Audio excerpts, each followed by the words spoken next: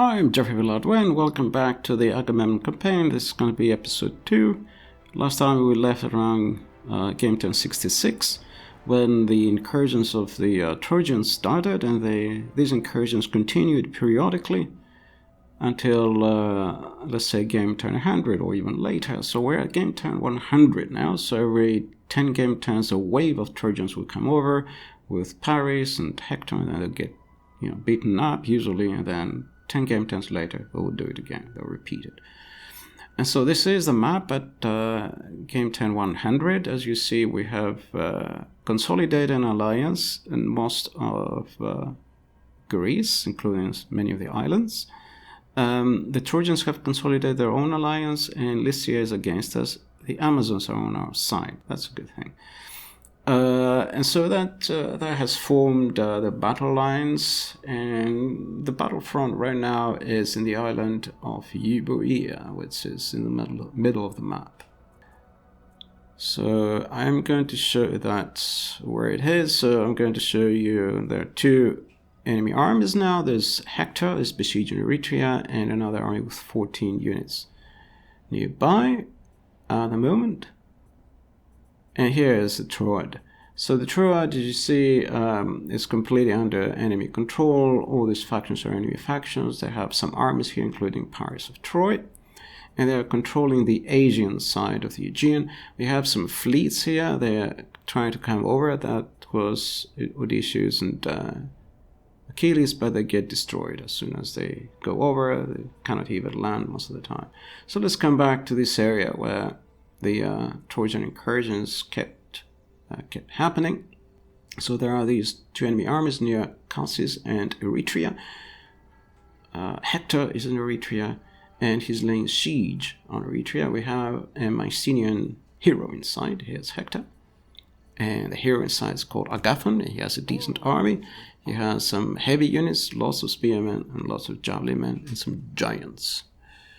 Okay, that's a straightforward army. It's quite a decent army for this time in the campaign. As you can see, there are several heavy units, about 4 heavy units, lots of spearmen, and 5 javelin men. 5 slingers. And so I'm going to launch now the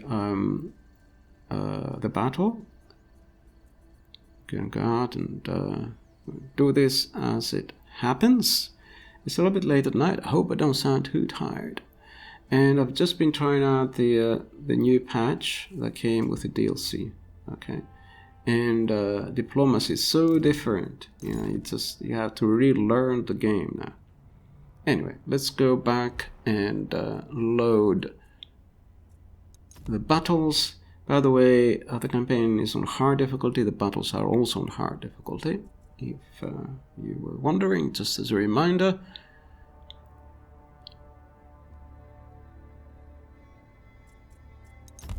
And we'll pick up a battle from game 10 100. I feel it was the next major battle, and it was representative in terms of what those attacks in Euboea were like. Which were going on all the time. It's just one of them. And whereas I have one army there, the Trojans had every game turn a couple of armies.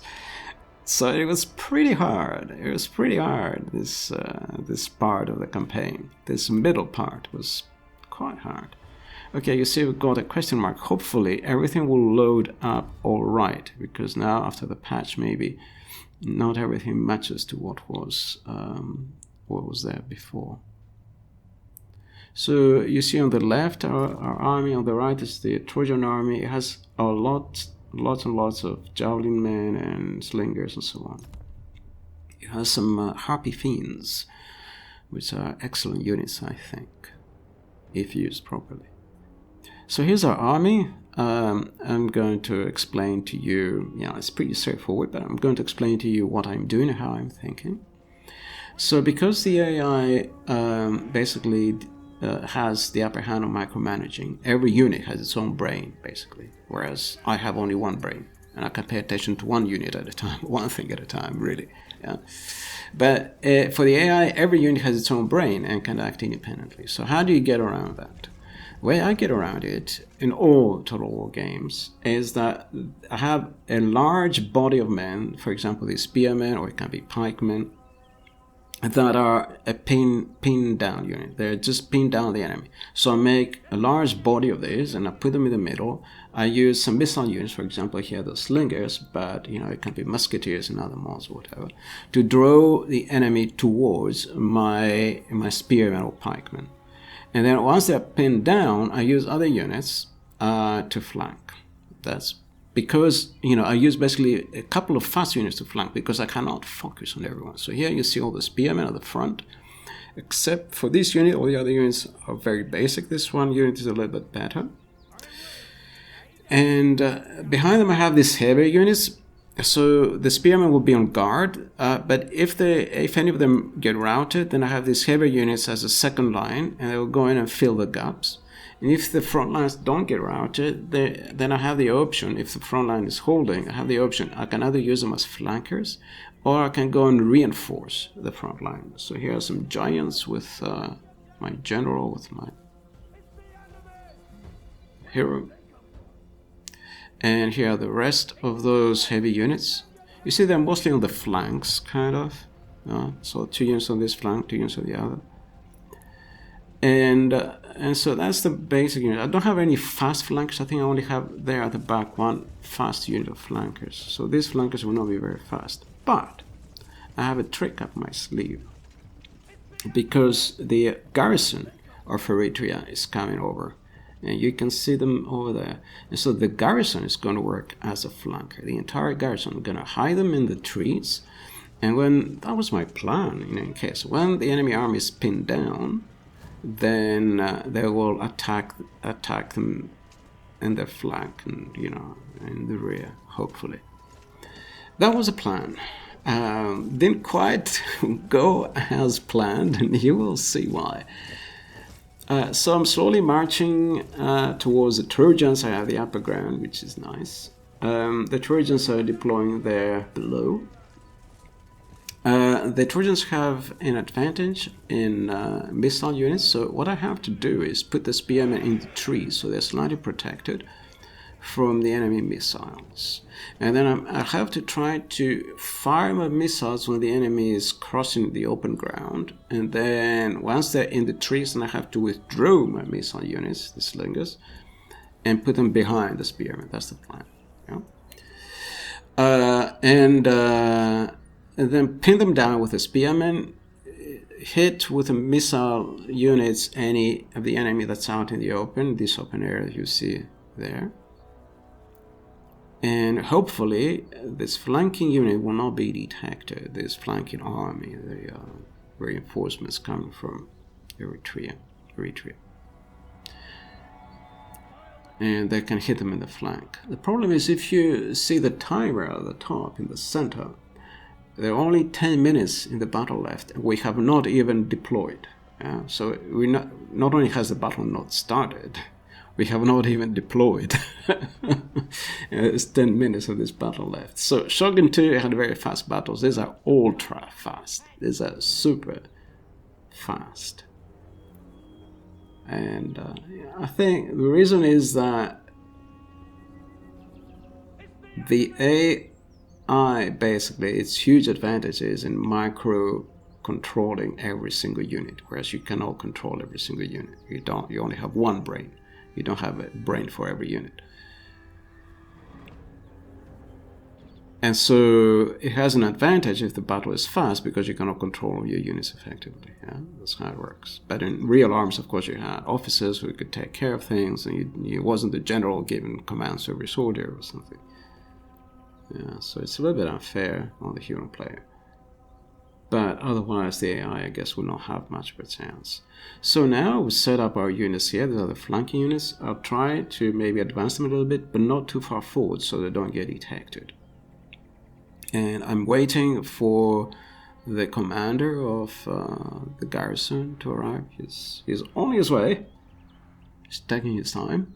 And when he's here, then I'll give them some rest, and I'll start slowly advancing with my main army under Agamemnon. So that's my plan. You know, the other thing that was hard about this part of the campaign was not only that the Trojans kept coming, but you didn't know where they would come. Yeah, they had the upper hand because you only have like one army or two armies at this time in the campaign. And, you know, you have your allies, but the Trojans can turn up anywhere. They're not going to necessarily turn up where your one or two armies are. So they definitely have the advantage, and they had the advantage in this part of the campaign. There's another thing that's interesting, that maybe, you know, with this new Ajax and Diomedes DLC, maybe it would be interesting to see a Memnon DLC. Memnon was a general that supported the Trojans, and he came with an army. It was an army of Hittites. It was called Keti or Ketoi in Greek. The Hittite Empire had collapsed, but he came in with an army of so-called Ethiopians, but there were two Ethiopias at that time. So here's the Trojan army. Here are those harpies, and there are various javelin men and so on here. Here's Hector. So there were two Ethiopias at the time. It was the Ethiopian at the source of the Nile, and then there was another Ethiopia, which was basically the source of the Tigris and Euphrates, so around Armenia, thereabouts. So from the very far eastern part of Turkey, that was also called Ethiopia, I believe, in those days. And Memnon came from that area. It was controlling some people, some state that is not very well characterized by Homer or anyone else. But it seems to have had some Hittites with him, which was kind of interesting. Anyway, so here's the rest of the army. So that was Hector. Here there's some flankers here and some more missile units. And now we're slowly making a move here. So we're moving forward.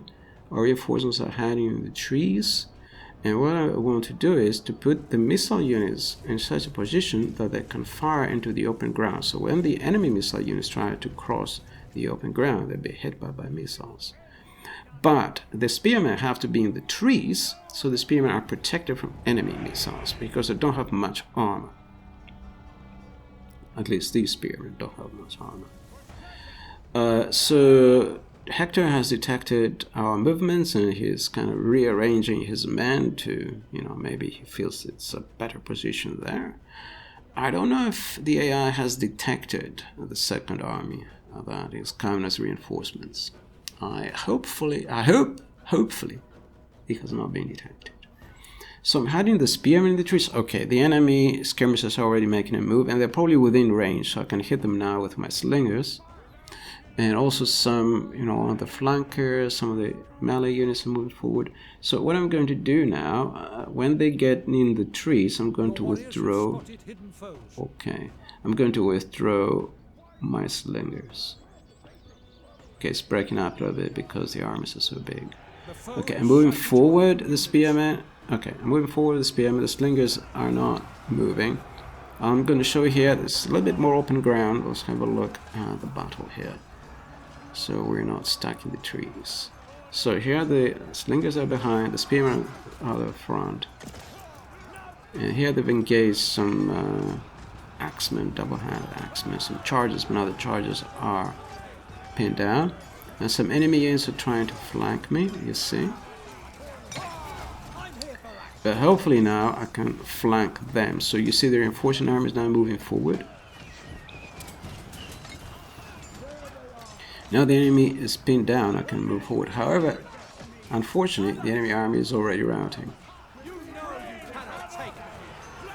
So the battle lasted for less than 90 seconds. It lasted about... okay, the enemy army is already routing, that's it. This is how fast battles are. And so the army that was coming to flank the enemy is actually didn't even manage to get into the battle. You see the enemy is already routed. That was it, that's the end of the battle.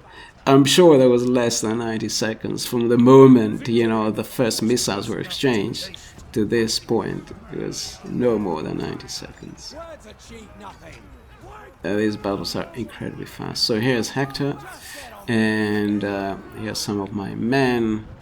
Basically, the enemy army is completely routed. Hector is running around, but his army is routed. Your hero is under attack. Sorry, sometimes the frame rate goes down for some reason, or something breaks up. I have an ultra fast computer, so I don't know what the problem is. Your warriors are losing heart.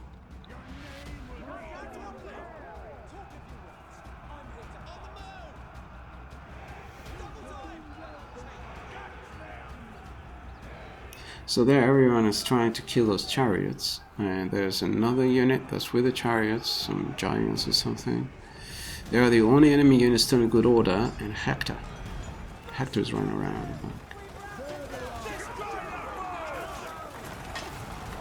One of your units has no more ammunition. Okay, one of the infantry units with javelins is running out of ammunition, presume. So here are the enemy chariots. Fortunately, they got stuck in the trees and they cannot move very, very fast in the trees, so I can run them down. We kill those giants, Agamemnon and the rest of his army. In the meantime, we were trying to kill the giants and the chariots. Some of the enemy units are coming back, as you see. So there are some javelin men here, enemy javelin men that are coming back. It wasn't Agamemnon, was it? It wasn't Hector, it was a general that came with a garrison that killed the giants. And here's Hector. He's hardly got any units still fighting. There's some javelin men running around, just a few of these harpy fiends. It's an excellent unit, as long as they don't get caught in melee. Hector is throwing javelins.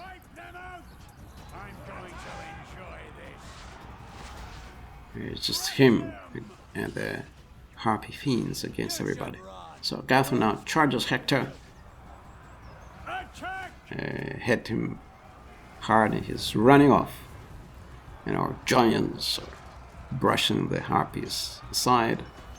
And the harpies have been attacked by some light units and flanker, and they're routed.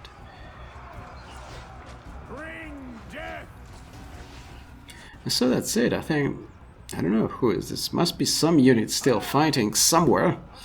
Don't see it. There's a unit of javelin there at the back. And Hector is still in good order. And there's the chariots at the back. Okay, so the enemy still has 3 units, but basically the enemy has been routed. I mean, it's just it's just some silliness at the end. There's no way they're going to win this battle. So here are the chariots, and they're stuck in the trees. So there's still 1, 2, 3, 4 chariots. 4 is it 3? 4 chariots left, and it just broke, just routed. Presumably, Hector broke as well. Yeah, Hector is running.